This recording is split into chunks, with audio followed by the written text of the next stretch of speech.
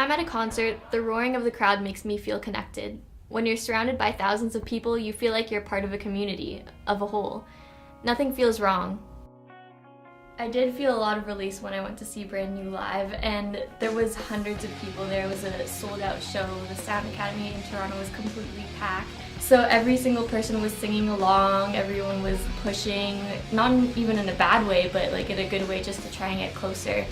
And so there was a lot of release, and it was more of like a crowd mentality that everyone was having a good time. So that whole sense of belonging is what I find I love most about concerts and helps you release that kind of energy.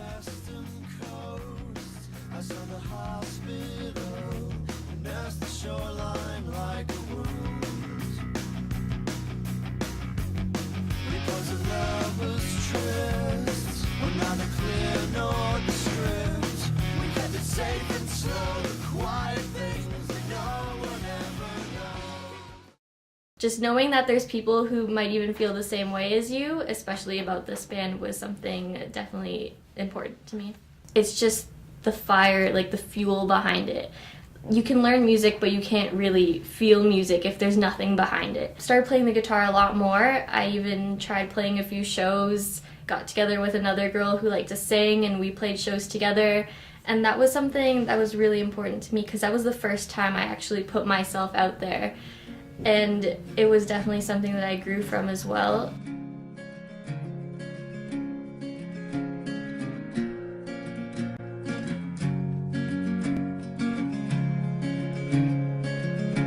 The guitar was something that it was kind of like a crutch for me to lean on, and even playing music that the people that I admired played, like looking at what Dallas Green and was doing with City and Colour and just producing this music with his acoustic guitar.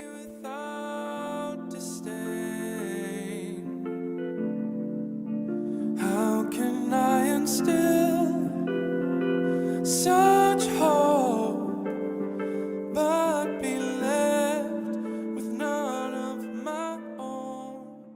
I was a really quiet kid. I just tried to please my parents, woke up, and I remember even in kindergarten sometimes I didn't wake up, they'd have to dress me. And in school I just kind of ghosted by. I was the really quiet kid who didn't say anything or didn't talk to anyone at all. But the days were usually pretty good for me. Like I tried to be a good kid for my parents and didn't get into any trouble at all. And if I spoke, it was a surprise to everyone around me. It was in grade 3 where the stress in my family kind of started.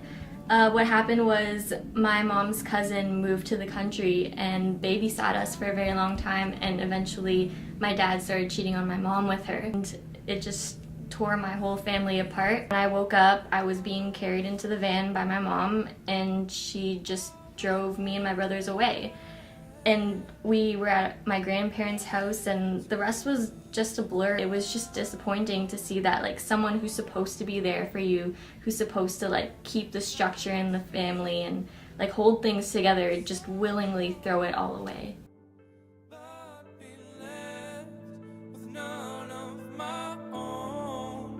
What if I could sing just one song and it might save somebody's life?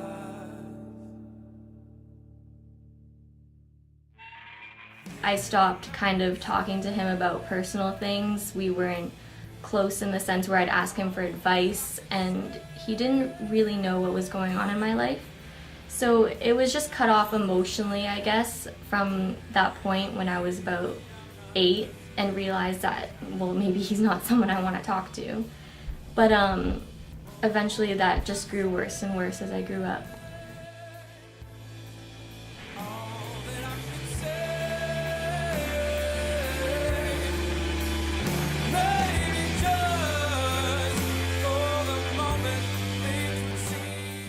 I do have times where I think about my dad as a good person, but he used to take us camping, like me and the whole family, and it used to be a traditional thing for us to go every summer. And he used to try really hard to keep us together sometimes, which was strange in contrast to what he was doing. But those are my best memories of my dad.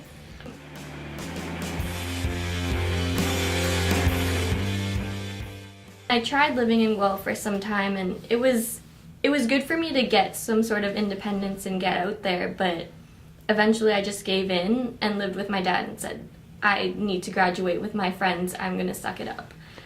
And it was good in the friendship sort of way, but it was terrible in the sense that I was living with my dad.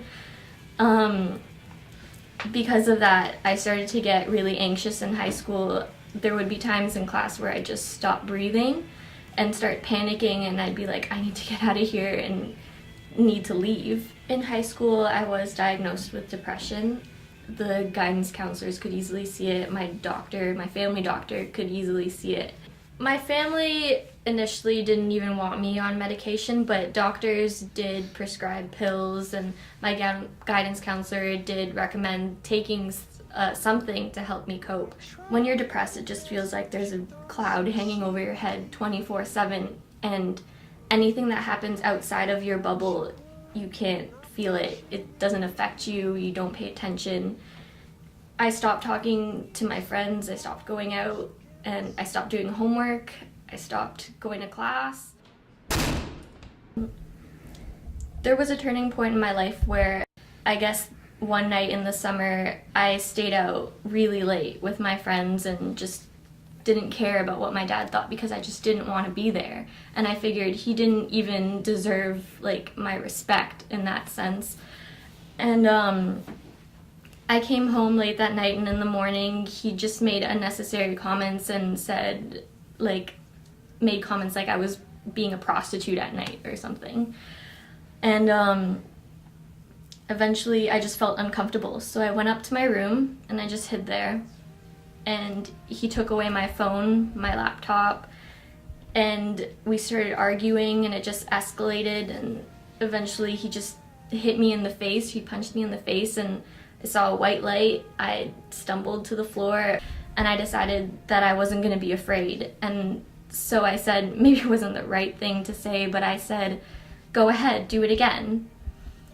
And he did, and he grabbed at me and shook at me and threw me around, and he said, get out of my house.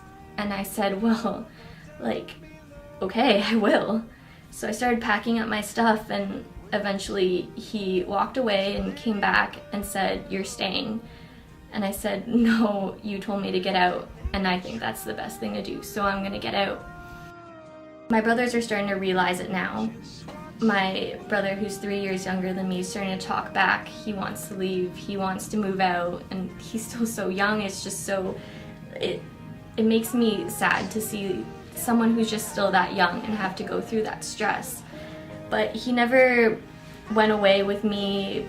He's never voiced his opinion that he wants to live with my mom. I guess he feels stuck. Now I'm at a point where it's just me and my mom. So all those people that I've met or had in my life just gone. When I did leave my dad for my grandma, my guitar was the thing that I missed most because it was big and I couldn't take it with me. He didn't even want to look at me. He didn't even open my door for me. He just unlocked the garage for me and my mom, and I found all my things. I found my guitar, and I just, with my guitar in hand, I just hopped in the van, just so happy that I had it, and we just stormed off back to my grandma's house.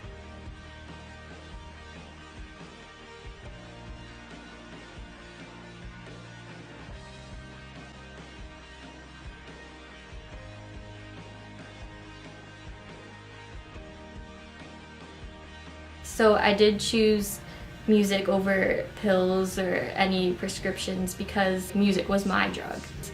It's something that truly made me happy and didn't just kind of fix the chemical problem inside me.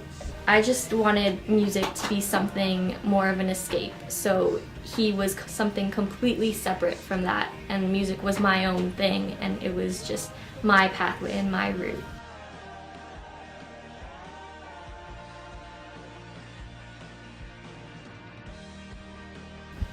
I don't really regret what I did, to be completely honest. It's just that I wish that more people would be more vocal and say something when something like that's happening to them.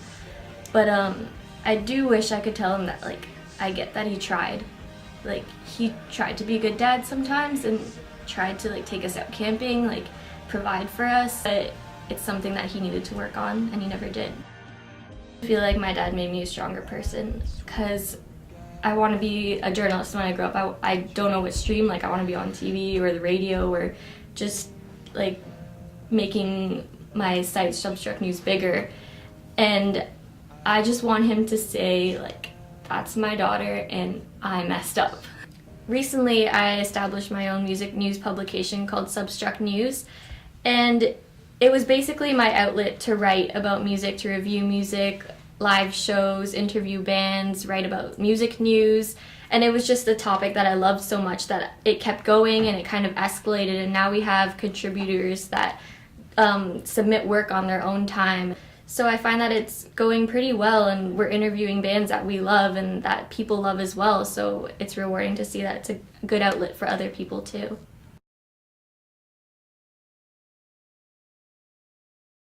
When I started turning to bands like Brand New, I realized that there are people who are playing music, who are putting their soul into this. This isn't just something that they're doing to make money. This isn't something that they're doing just to get their names out there. There are people who don't care about that necessarily, and this is their outlet. And when I listen to music that those people make, it just makes you feel like you can do the same thing, or you can feed off that. And their energy just kind of helps you out too as well. I'd say that even if it feels like the end of the world, that nothing's going right, you're at the lowest point in your life, there are other options. You don't have to do things that you think you might have to do. There's other things, better people to turn to, and I'd say that music is definitely one of those things. When I'm at a concert in a crowd, there's nothing wrong. There's nothing that matters besides the collective craziness and the happiness and the adrenaline that's going on around you. And you're just there to listen and watch a band that you love and listen to music that you love. Music saved my life.